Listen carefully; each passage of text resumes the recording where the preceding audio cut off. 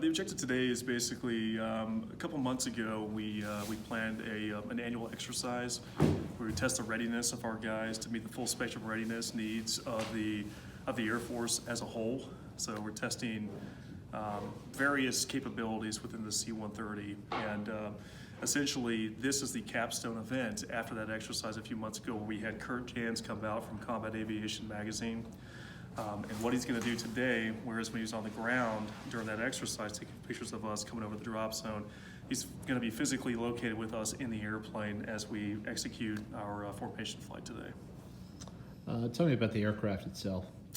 The C-130J has been around for quite a while. The C-130 as a whole has been around for multiple decades at this point, and for the foreseeable future is going to be around as well. It's we have multiple skill sets that we satisfy, whether that be downrange doing humanitarian aid, disaster relief. We also do casualty evac in terms of aeromedical evacuations. We perform airdrops, air lands within theater, within the country specifically, like in Afghanistan, Iraq, or even Africa as well.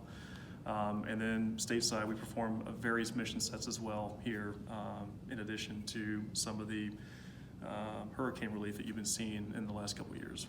I was active duty for 12 years. I was stationed in Japan for 4 years, and then I came here to Little Rock for the last 8. My last 2 years I was on active duty, I taught the C-130 to brand new guys that are fresh out of pilot training that were coming to their specific airframe to fly now. And for the last almost 3 years now, I've been a reservist. So I do this part-time now, whereas I used to do it for 12 years full-time.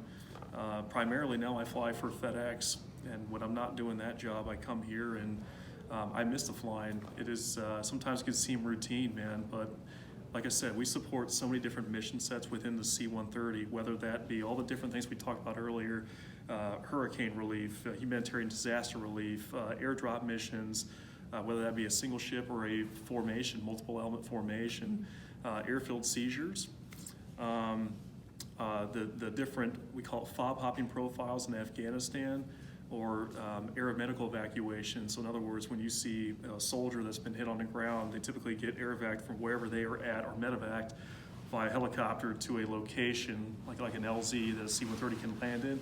We can pick them up and then we bring them back to a hospital within country. Sometimes it can seem like it drones on in training, but the reality is in the real world when we're out executing, each day is a new challenge.